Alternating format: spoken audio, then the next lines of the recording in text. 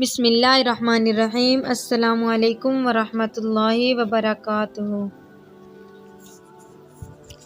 ان دنوں عمر 16-17 برس تھی۔ اچھے برے کی تمیز اور دنیا کو برتنے کا ڈھنگ نہیں تھا۔ سوچوں میں گہرائی نہ تھی کہ زندگی اور مستقبل کے فلسفے کو سمجھتی، بس اچھی شکلوں پر مر مٹنے کو جی چاہتا تھا۔ یہ عمر کا وہ دور تھا جب دل کو ساتھی تلاش ہوتی ہے۔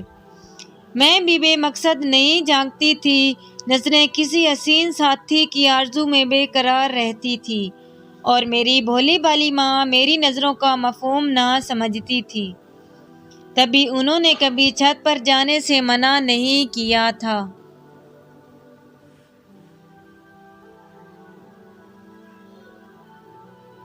ان کا خیال ہوگا یہ اور تو کہیں آتی جاتی نہیں، ایک چھت ہی تو ہے، کھلی فضا میں سانس لے لے۔ یہ اتوار کا دن تھا۔ کافی دنوں سے سامنے والی بلڈنگ میں بالائی منزل پر جو فلور خالی تھا، آج وہاں زندگی کے آثار نظر آ رہے تھے۔ ایک خوبرو نوجوان گیلری سے جھانک رہا تھا۔ اچانک اس نے نظر اوپر اٹھائی اور مجھے چھت کی منڈیر سے اپنی جانب تکتے پایا۔ بے اختیار وہ معنی خیز انداز میں مسکرایا اور میں جھنپ کر پیچھے ہو گئی۔ پر اب چین کہاں تھا۔ ذرا دیر بعد پھر جھانکا۔ اس شخص نے خوش دلی سے ہاتھ ہلایا۔ میری نوید سے شناسائی بس ایک ہی جھلک سے شروع ہو کر ایک مکمل داستان پر ختم ہوئی، مگر میری زندگی کا یہ سفر منزل پا لینے کے باوجود بھی نامکمل رہ گیا۔ ایک روز جب کہ چھت سے جھانک رہی تھی اور نوید مجھے میری شامت اعمال والد صاحب گلی سے نمودار ہو گئے۔ وہ گھر کی جانب آ رہے تھے۔ میں تو اپنی دنیا کی رنگینی میں کھوئی ہوئی تھی۔ ان کے آنے کا احساس نہ ہوا، لیکن ابو نے مجھ کو نگاہوں کی زبان میں نوید سے گفتگو کرتے دیکھ لیا۔ گھر آئے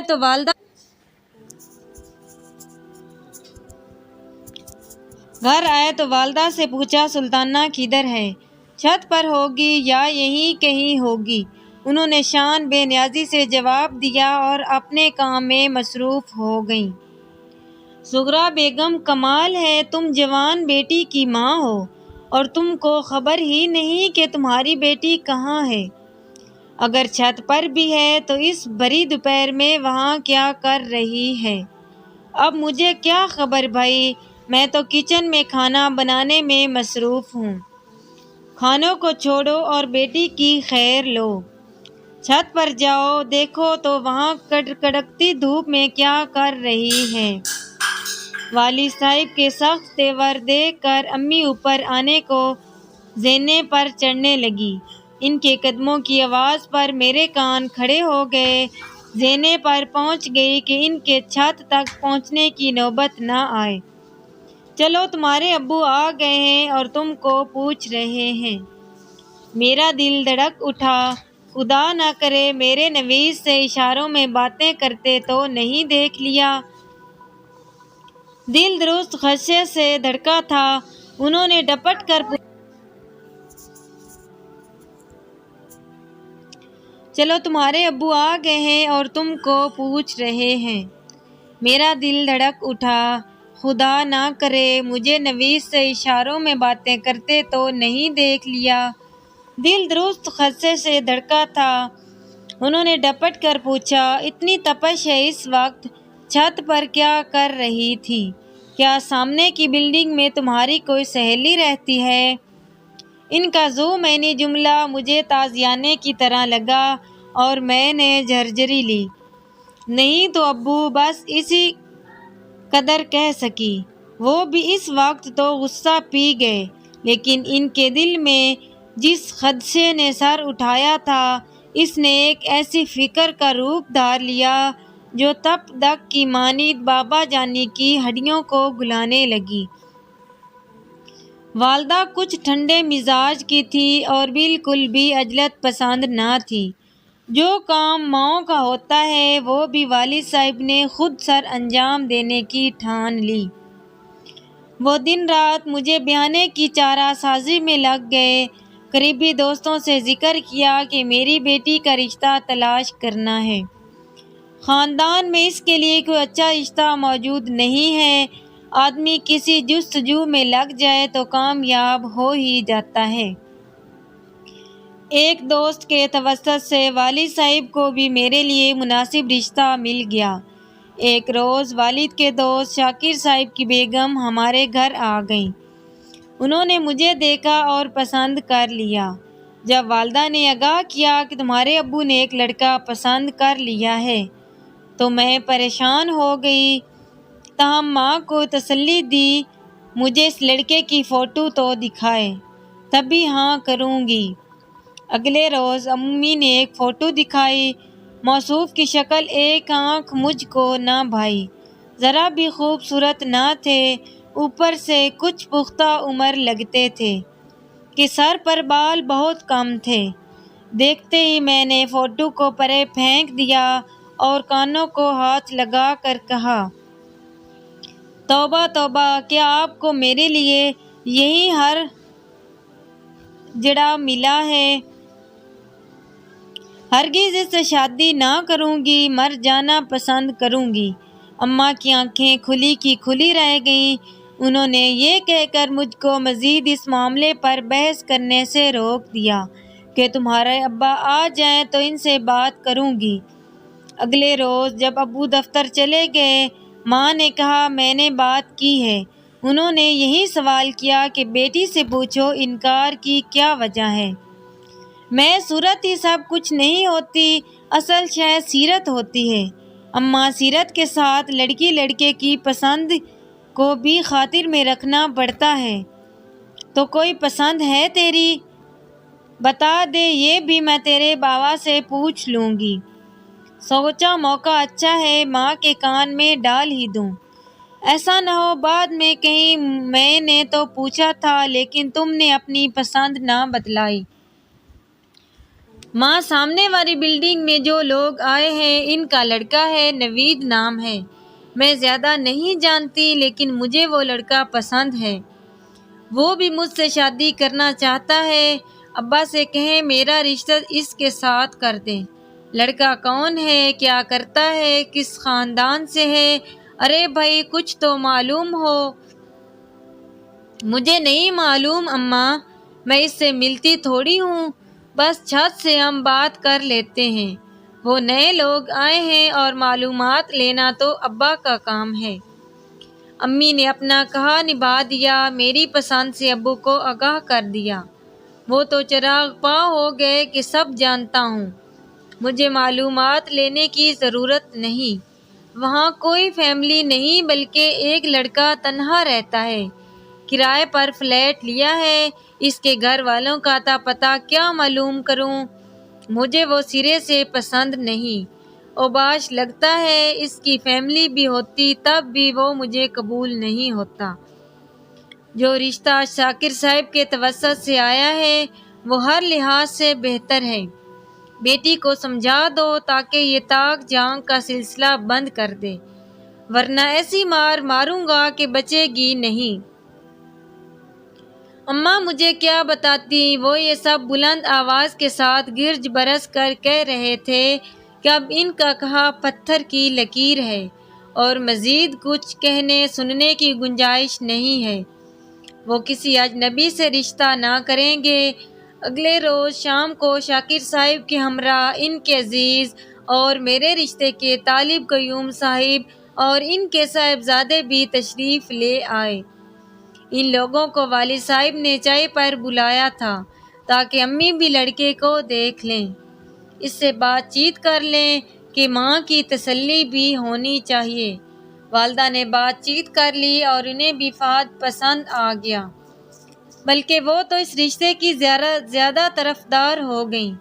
جب یہ لوگ ڈرائنگ روم میں تھے میں چھت پر گئی اور ان لوگوں کو جاتے ہوئے دیکھا۔ پہلی ہی نظر میں مجھے یہ شخص بے حد برا لگا جو کہ اس گھر کا متوقع داماد تھا۔ اس وقت سوچ لیا کہ جان دے دوں گی، مگر شادی اپنے خوابوں کے شہزادے نوید سے کروں گی، جو اس قدر خوبصورت اور ہینڈسم تھا کہ جیسے کسی ملک کا پرنس ہو۔ جب ابلتے چشمے کو راستہ نہ ملے تو وہ پہاڑ کو شق کر ڈالتا ہے۔ میں نے بھی عجلت میں خط لکھ کر نوید کی طرف اچھال دیا۔ وہ دوڑ کر آیا اور خط گلی سے اٹھا لیا۔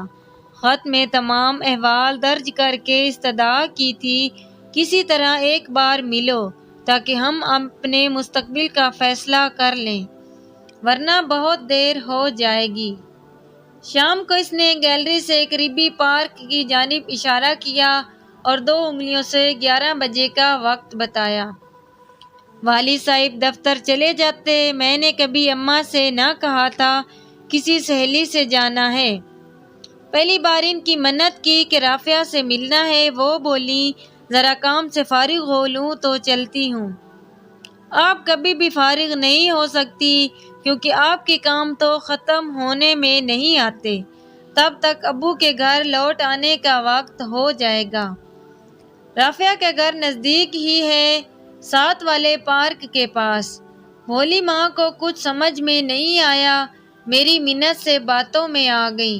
بولی اچھا جاؤ لیکن جلدی واپس آنا، آدھ گھنٹے سے زیادہ دیر نہ لگانا، ورنہ میں خود تم کو لینے رافعہ کے گھر آ جاؤں گی۔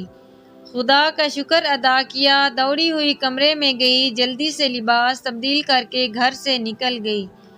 پارک کا راستہ صرف 5-7 منٹ کا تھا۔ وہ پہلے سے منتظر تھا، پہلی بار ملی تھی، روبرو ایک دوسرے سے قریب، 1-2 بجے کو ایک دوسرے کو دیکھ رہے تھے۔ میری مسرت کا کوئی کنارہ نہ تھا، لیکن جس خوف سے یہ جرأت کی تھی اظہار ضروری تھا۔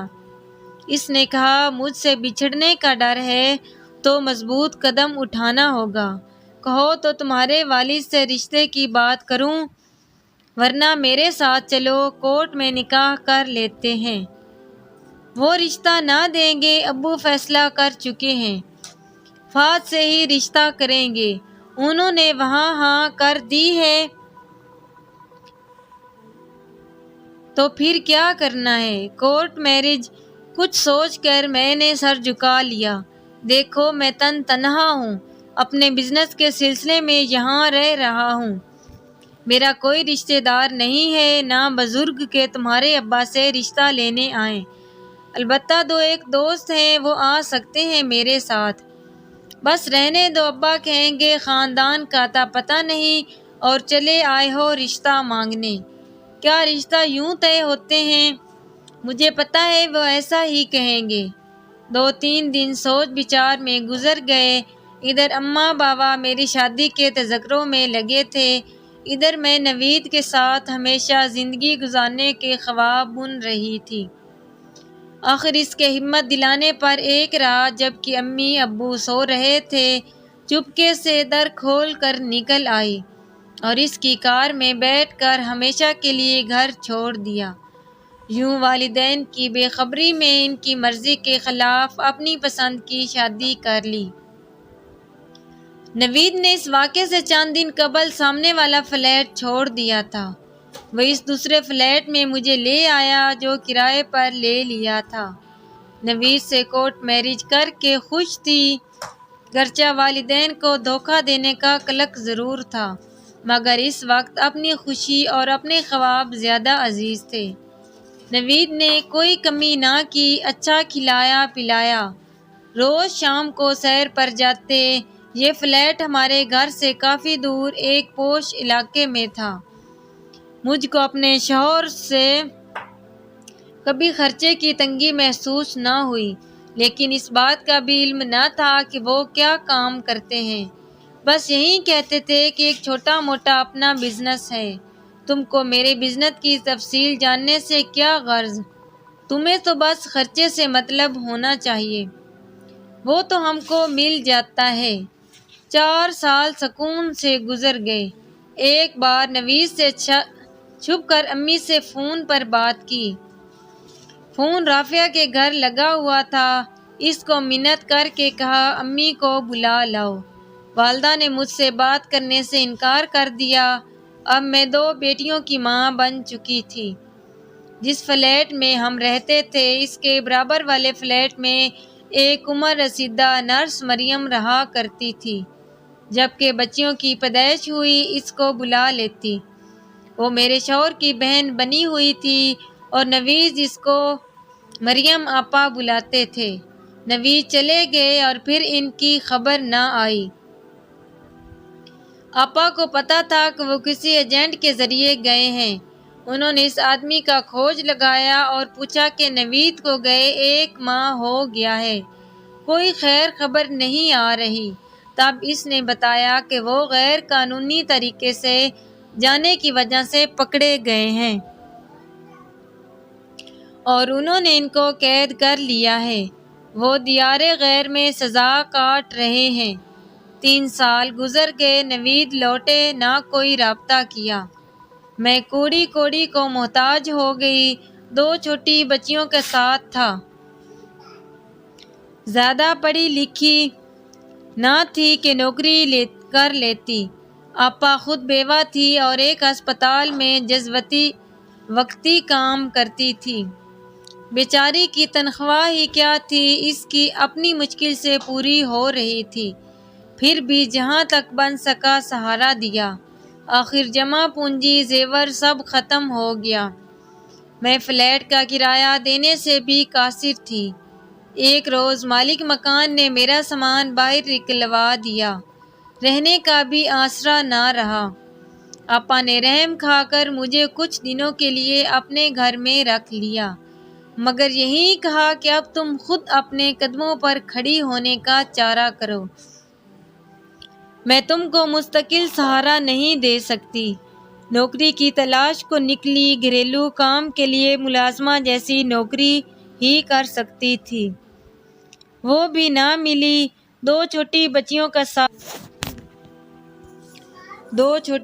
کا ساتھ تھا جن کی وجہ سے کوئی مجھے اپنے گھر ملازمہ رکھنے پر بھی تیار نہ تھا۔ جبکہ بچیاں دودھ کے لیے روتی تھی، ایک کوٹھی میں ملازمہ ہونے کے لیے گئی۔ یہ کسی فوٹوگرافر کا گھر تھا۔ اس نے مجھے بغور دیکھا، کہنے لگا اگر ماڈلنگ پر تیار ہو جاؤ تو ملازمت مل سکتی ہے، سرونٹ کوارٹر بھی رہنے کو مل جائے گا، تم بہت خوبصورت ہو۔ ایسا چہرہ لاکھوں میں ایک ہوتا ہے، دنوں میں مفلسی دور ہو جائے گی۔ یہ ان دنوں کا ذکر ہے جب لڑکیوں کے لیے ماڈلنگ اور اداکاری معیوب سمجھی جاتی تھی، لیکن میری مجبوری تھی، پیٹ میں روٹی تھی اور نہ سر پر چھت۔ راضی ہو گئی۔ اس نے میرے چند فوٹو لیے اور پھر مجھ پر دولت کے در کھل گئے۔ قسمت نے یوں ماڈل گرل بنا دیا، مجھ کو کسی شے سے بھی زیادہ اپنی بچیوں کا پیٹ کا پالنا مقدم تھا۔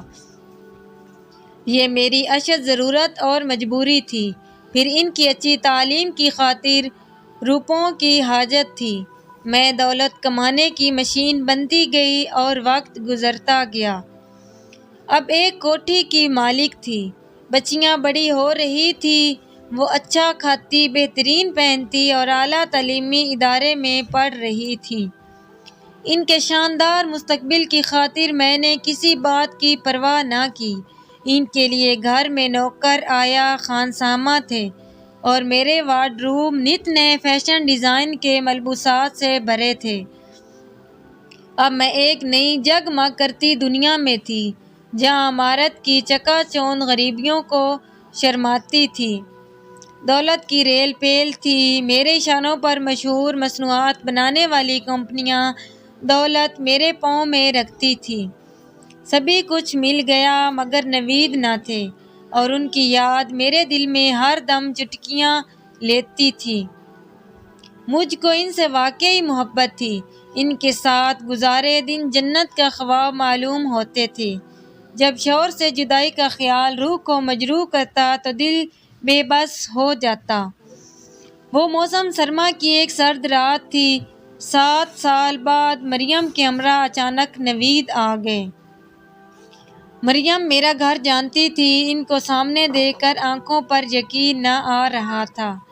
سوچ رہی تھی جب صبح بچیاں اپنے باپ کو دیکھیں گی تو ان کا کیا رد عمل ہوگا۔ خوشی سے پاگل ہو جائیں گی۔ نوید کو تمام رات اپنے اوپر گزرے دکھوں کے ایک ایک لمحہ بتاتی رہی۔ میں نے کہا مجھے معاف کر دو، یہ سب مجبوراً کیا ہے۔ اب تم آ گئے ہو تو ہرگز گھر سے قدم نہیں نکالوں گی۔ میں ماڈلنگ ترک کر دوں گی اور اپنی بچیوں کے لیے ایک مثالی ماں بن جاؤں گی۔ ہم ایک نئے دور کا آغاز کریں گے۔ یقین تھا کہ نوید اب ہمارے لیے کچھ کریں گے، میری اور میری بچیوں کی خاطر۔ انہوں نے مجھے معاف کر دیا اور کہا کوئی بات نہیں، تم نے ماڈلنگ کی ہے اور میں دنیا گھوم آیا ہوں۔ کوئی بھی کام برا نہیں بشرط یہ کہ آدمی خود برا نہ ہو۔ دنیا گھومنے سے میرے خیالات میں تبدیلی آ گئی۔ وہ ہمارے ساتھ کوٹھی میں رہنے لگے، لیکن ان کا بیکار بیٹھنے سے غرض تھی، کمانے سے کوئی سروکار نہ رہا تھا۔ کہتے تھے بھٹکتے بھٹکتے تھک گیا ہوں، اب ذرا آرام کرنا چاہتا ہوں، سستانا چاہتا ہوں، مجھے سانس لینے دو۔ انہوں نے اتنا لمبا آرام کیا کہ کمانے جوگے نہ رہے۔ آرام کی سانسیں ہی راس آ گئیں۔ مجھے کہتے ماڈلنگ نہ چھوڑنا، اب اتنی محنت کر چکی ہو، اپنے پیشے کو ترک مت کرنا۔ وقت ٹھہرتا نہیں، میں بھی سن رسیدگی کی طرف جا رہی تھی۔ حسن میں وہ کشش، وہ بات نہ رہی جو میں نے کام چھوڑ دیا، کیونکہ نئی خوبصورت تازہ رو لڑکیاں آ رہی تھیں۔ ان کی مانگ تھی، مجھ ادھیڑ عمر کا کیا کام، ایسے معزت سے گھر بیٹھ جانا بھلا تھا۔ بچیاں جوان ہو گئی تھی۔ جب کمائی کا راستہ بند ہوتا گیا، نوید کو پھر سے جگانے لگی کہ بہت ہو چکا آرام، اب تم کچھ کام کرو، ہاتھ پیر ہلاؤ، تم مرد ہو، کما کر کھلانا اور گھر چلانا تمہاری ذمہ داری ہے۔ میں نے تو آدھی زندگی گنوا دی۔ وہ میری زندگی کی بچی کھچی خوشیوں اور امیدوں کا آخری دن ثابت ہوا۔